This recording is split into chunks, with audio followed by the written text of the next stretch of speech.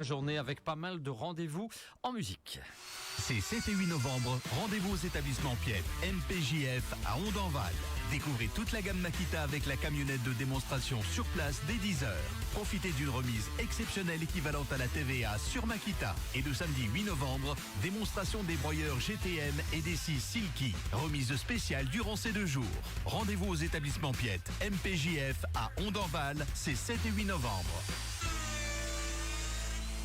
Impact FM vous ouvre son antenne. Il est déjà 8h08. Et nous sommes à nouveau en direct sur Facebook, Impact News, pour vivre le 8h08 durant quelques instants. Et pour la présentation ce matin de la visite de Simon Gronowski à Ovifa, c'est pour le 13 novembre, dans le cadre du projet Devoir de mémoire mené par la station Espace Jeune de Wem. On en parle avec 2 invités. Tout d'abord à mes côtés, Véronique Esselen. Bonjour Véronique. Bonjour. Et également Sébastien Bandels. Vous êtes porte-parole du gîte Caléo à Ovifa. Bonjour Sébastien. Bonjour Patrick. Alors on va commencer, si vous le voulez bien. Est-ce qu'on peut expliquer aux auditeurs ce matin ce qu'est la station Espace Jeune et comment tout cela fonctionne-t-il ?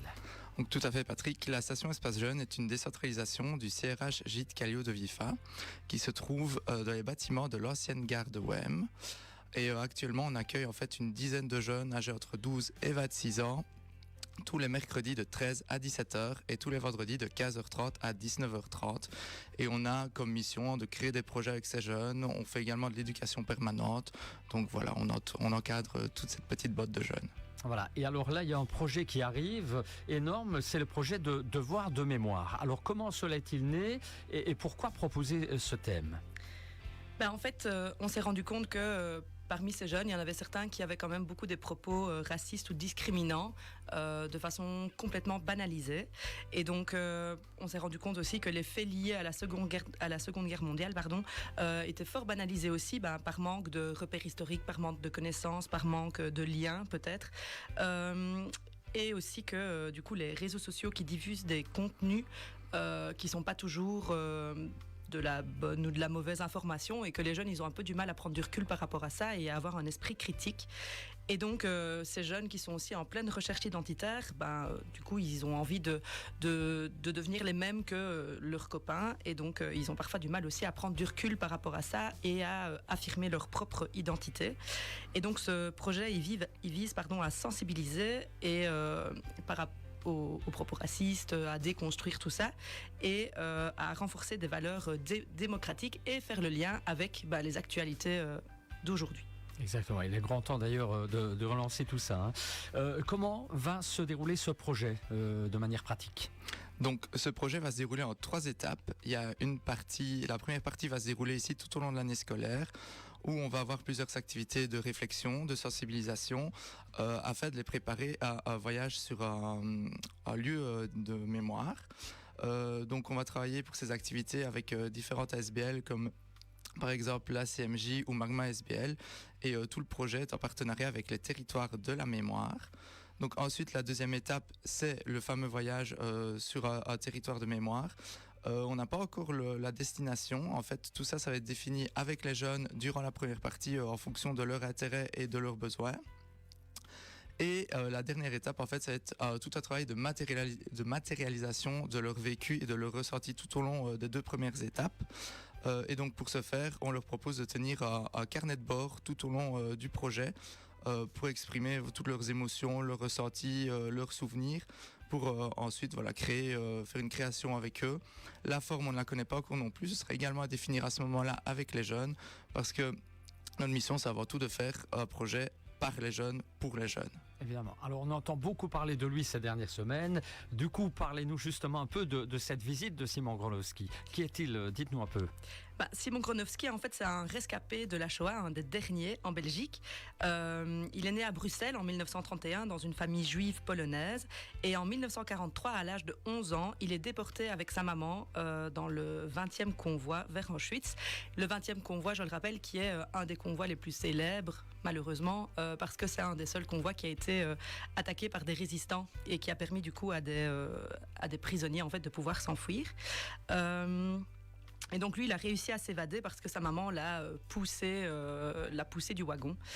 Et donc sa maman, elle a été jusqu'à Auschwitz et elle a été gazée directement.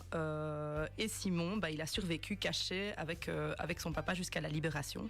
Donc ce monsieur, il est devenu avocat et musicien et il consacre sa vie à témoigner et à transmettre la mémoire de la Shoah. Il prône la tolérance, la paix et le vivre ensemble en transformant toute son histoire en message d'espoir, en disant que la vie vaut la peine d'être vécue et que malgré toutes les erreurs qui se sont passées, il faut s'appuyer là-dessus pour faire mieux aujourd'hui. Et donc en fait, il vient dans le cadre de la première activité lancée dans le cadre du projet Devoir de mémoire avec les jeunes. C'est une activité qui est ouverte à tous parce que son message nous semblait vraiment très important. Et du coup, ça va se passer le 13 novembre à 19h. La salle ouvrira sa porte à partir de 18h30 et c'est à la salle des bars associés à Ovifa. Très bien. Est-ce qu'il y a encore d'autres infos pratiques à savoir pour cette conférence ? Donc, il y a un cours de la place, donc si jamais vous souhaitez vous inscrire, il suffit simplement d'envoyer un mail à l'adresse suivante, donc ovifa@caleo-asbl.be, en mentionnant le nombre de personnes, votre nom et votre numéro de téléphone. Et voilà, c'est un événement entièrement gratuit, donc il n'y a plus qu'à envoyer un petit mail. Ah, voilà, ce sera très interactif, j'imagine. En fin de conférence, on pourra échanger avec ce monsieur, certainement. Hein. C'est ça, tout à fait. Donc en fait, il va y avoir plus ou moins 1 heure de témoignage et puis après 1 heure de questions-réponses. Et alors à la fin, on pourra boire un petit verre. Il y aura aussi quelques livres, si jamais les personnes sont intéressées, de repartir avec les ouvrages de Simon Gronowski, aussi bien pour les adultes que pour les enfants. Donc voilà. Ce sera l'occasion de passer une soirée certainement riche en émotions et pleine de découvertes et de belles rencontres. Très bien. Voilà, on rappelle peut-être d'autres rendez-vous du Gîte Caléo pour les prochaines semaines, les prochains mois et l'année 2026 qui approche, dans les grandes lignes. Dans les grandes lignes, il y a des projets à la station, il y a les récréatives, il y a un projet... Music Connect, Connection Day plutôt, qui est aussi en construction. Donc voilà, vous aurez encore de nos nouvelles prochainement. Très bien. Et si on veut plus d'infos, site et page Facebook. Hein, c'est ça, la page Facebook Gîte Caléo d'Ovifa. Voilà, je vous laisse un dernier mot avant de partir pour ce 8h08. N'hésitez pas à venir découvrir Simon Gronowski le 13 novembre. Je pense et aussi de suivre les aventures du projet sur nos réseaux sociaux tout au long de l'année. Très bien. Et voilà, belle conclusion en tout cas pour ce Devoir des mémoires le 13 novembre. On se retrouve bien sûr après la pub, les infos de l'arrondissement à 8h30 et puis 8h40, tour des régions pour la commune de Wem avec Marie-Charlotte Pourtois. Ces 7 et 8 novembre, rendez-vous aux établissements Piet, MPJF.